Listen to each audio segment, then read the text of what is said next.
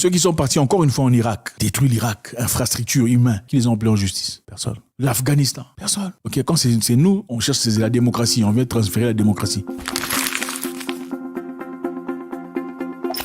La Cour pénale internationale, vous connaissez certainement, déjà entendu parler de la Cour pénale internationale. Évidemment, quand on vit dans un environnement, il y a beaucoup de crimes, il y a beaucoup de choses qui se passent. Il faudrait bien qu'il y ait un système de justice pour que les gens soient ramenés en justice, pour qu'ils payent de leurs crimes, n'est-ce pas? Quand il y a des gens dans une société qui progressent, qui évoluent, pendant qu'il y a d'autres qui progressent pas, évoluent pas, il y a toujours conflit, n'est-ce pas? Parmi les humains, en général, il y a toujours conflit, non? Et pour ça, il faut un système de justice. Quand il y a conflit, monsieur A dit qu'il a raison, monsieur B dit qu'il a raison, il faudrait au moins monsieur C ou un groupe de personnes pour juger, pour tirer une conclusion correcte. Alors, la Cour pénale internationale a été créée dans l'objectif de juger les gens qui commettent des crimes brutals, crimes de guerre, crimes contre l'humanité, ces genres de crimes atroces et obscurs. Elle a été établie dans l'objectif de créer un monde équitable, un monde correct, plus ou moins correct, parce que voilà, correct n'existe peut-être pas, mais on peut essayer, tant bien que mal, d'en arriver à un niveau, on peut créer un monde où les gens vivent bien, où ceux qui font des choses criminelles subissent les conséquences lourdes même de leurs actes à travers la justice. La Cour pénale internationale, la CPI, pour ceux qui connaissent, régit sur le statut de Rome et la première Cour pénale internationale permanente fondée sur un traité créé pour aider à mettre fin à l'impunité des auteurs de crimes les plus graves qui préoccupent la communauté internationale. Donc, en Europe, on a pensé à créer un truc, voilà, pour juger les présidents et les leaders, les généraux, les militaires, tous les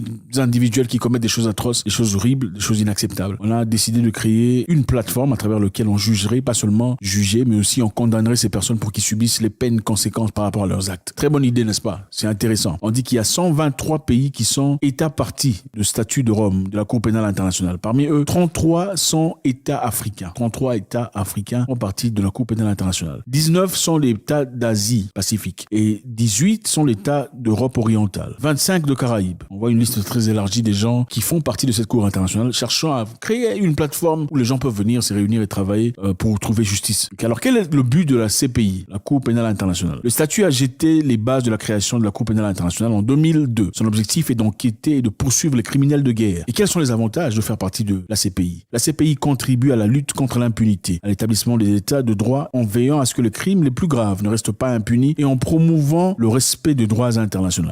Donc évidemment, pour ceux qui comprennent ce français très difficile que nous ne comprenons pas très bien, c'est simplement pour dire qu'on a créé une plateforme qui permet de juger les gens, n'est-ce pas? Si y a un monsieur qui fait des choses incroyables, c'est un monsieur qui abuse de son pouvoir en terrorisant la population, on peut clairement porter plainte contre lui et l'emmener en justice pour répondre à ses actes, n'est-ce pas? La Cour participe à une lutte mondiale pour mettre fin à l'impunité par le biais de la justice pénale internationale. La Cour vise à tenir les responsables de leurs crimes et aider à empêcher à ce que le crime se reproduise. Alors, c'est une très bonne idée, les amis, chers frères africains, caraïbéens qui sont là. Merci d'être là, ça fait toujours c'est la famille, hein. Et aussi nos frères européens qui sont prolétaires comme nous. Quand on parle de l'Europe, ce n'est pas vous. On parle de l'élite. Vous êtes comme nous, on a les mêmes problèmes. Cette Cour a été créée dans l'objectif clairement bien sympathique. L'objectif est de envoyer en prison ou faire subir en tout cas les peines de ces personnes qui commettent des choses atroces et incroyables. Mais malheureusement, si vous regardez dans l'histoire de cette histoire, vous remarquez un truc très intéressant. Bon voilà, les gens qui ont déjà été condamnés ou ont été indictés dans cette Cour internationale, je vais citer quelques noms pour voir. On a Bar Abou Garba, Mohamed Ali, Abdallah Banda, Omar Al-Bashir, Jean-Pierre Bemba de la RDC,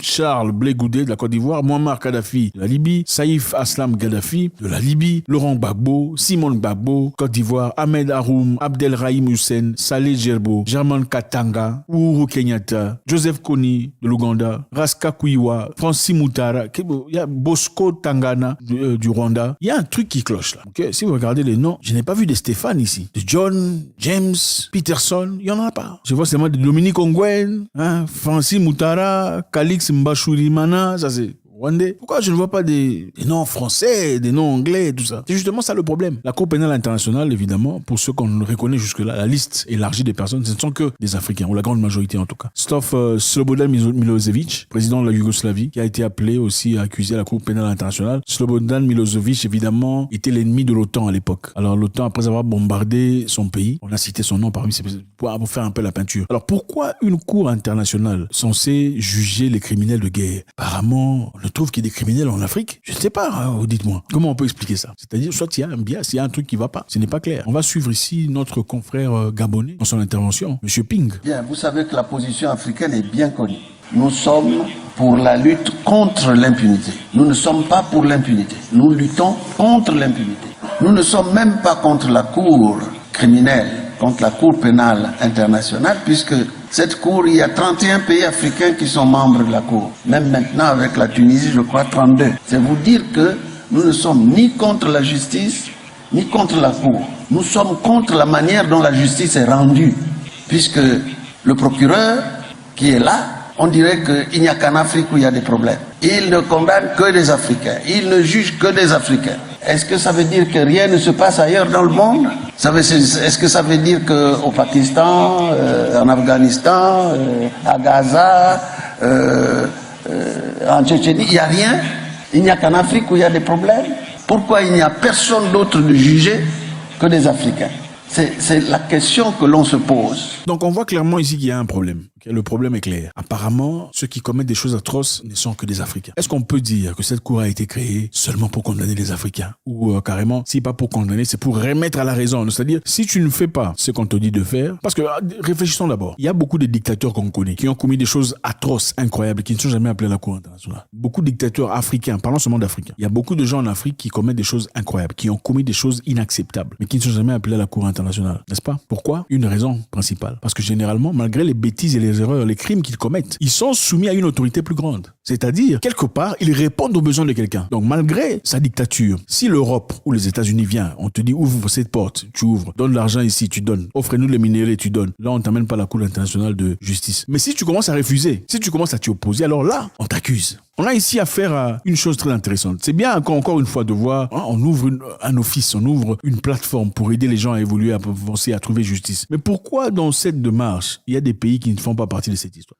Okay. La Cour pénale internationale, il n'y a pas les États-Unis. Les États-Unis ne font pas partie des pays qui peuvent être condamnés dans la Cour pénale internationale. D'ailleurs, les États-Unis disent aucun Américain ne peut être jugé hors des États-Unis d'Amérique. Aucun Américain ne peut être jugé hors des États-Unis d'Amérique. Pendant ces temps, ils sponsorisent aussi, ils font partie des sponsors de la Cour pénale internationale. On va vous sponsoriser de notre argent, mais nous, on ne fera pas partie de votre histoire. Nous sommes au-delà de cette loi que vous établissez. Pourquoi M. Tony Blair et son ami George Bush, ils sont partis en Irak sous prétexte qu'il y avait des armes de destruction massive, portant avec eux beaucoup d'Irakiens partis pour rien comme ça? Pourquoi ils ne sont pas appelés à la Cour nationale ou Cour pénale, peu importe, vous appelez ça de justice? La justice choisit les couleurs et les noms. Ou comment? Voilà pourquoi Mugabe était opposé. Le président Mugabe, malgré son âge, c'était un vrai patriote, un vrai révolutionnaire, qui dit qu'il ne ferait pas partie de cette histoire, suivez le monsieur. Nous ne sommes pas au siège de la CPI ici. Et nous n'en voulons pas dans la région. Pas du tout. Nous n'avons pas signé le traité de la CPI. Le Zimbabwe a refusé. Nous avons dit non. Nous n'allons pas nous soumettre à une justice en dehors de notre pays.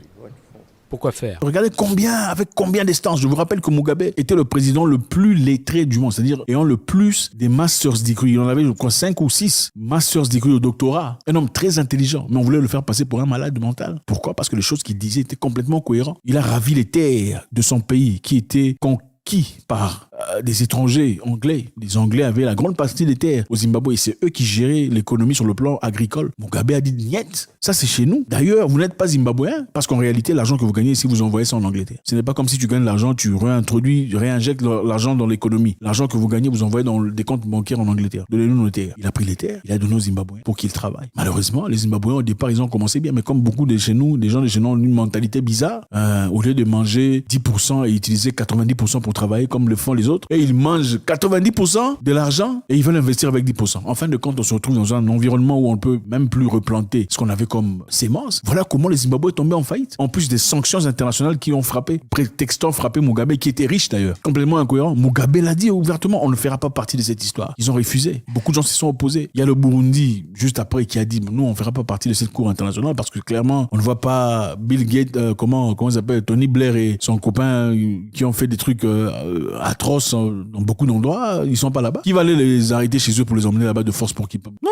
Et curieusement, vous savez, pour condamner les Noirs, on cherche toujours des juges noirs, pour pas que ça sorte, ça paraisse raciste. On va chercher un opposant noir, ok? Vous vous rappelez de cette histoire dont je vous parlais, quand récemment on disait que l'Afrique doit prendre position par rapport à l'Ukraine et la Russie. Soit l'Afrique soutiendra les États-Unis et l'Europe, ou bien l'Afrique sera aux côtés de la Russie et subiront les conséquences. Qu'est-ce qu'on a envoyé pour passer le message? C'était une noire, c'est une maman noire qu'on a envoyée à côté d'un monsieur noir dans le Sénat américain. Il faut toujours un noir pour faire passer un message. Regardez très bien, quand on vous pousse à faire quoi que ce soit, on vous dit allez faire l'histoire là, prendre le vin. On va présenter un noir pour vous parler. Pourquoi? Parce que dans le subconscient, vous vous dites, quand c'est un noir qui me parle, c'est-à-dire que certainement un noir ne me voudrait pas de mal, n'est-ce pas? Un noir ne me voudrait pas de mal. Si c'est un noir qui en parle, donc c'est-à-dire qu'ils ont vérifié, ils ont tout vu, donc il n'y a pas de quoi s'inquiéter. On va y aller. C'est une technique claire qu'on utilise. Le président Bachir, le président Omar el-Bashir du Soudan, il avait un mandat d'arrêt international. Il est arrivé en Afrique du Sud et on a demandé à l'Afrique du Sud de l'envoyer pour aller paraître en justice, comparaître. Mais intelligemment, le président Zuma à l'époque a refusé de le faire. Il a dit non, on peut pas le faire. C'est quoi? C'est devenu le moyen président de la République qui vient dans un pays étranger. On veut l'envoyer à la Cour pénale internationale pour faire quoi? Le président Obama était parti en Afrique du Sud pendant sa visite. Il y a eu un monsieur qui est parti porter plainte contre lui à la police. Il y a eu un Sud-Africain qui est parti porter plainte contre monsieur Obama à la police. Est-ce qu'on l'a arrêté ou on l'a... Non, on peut pas faire ça. Ça ne se fait pas. Mais Zuma a été vilipendé,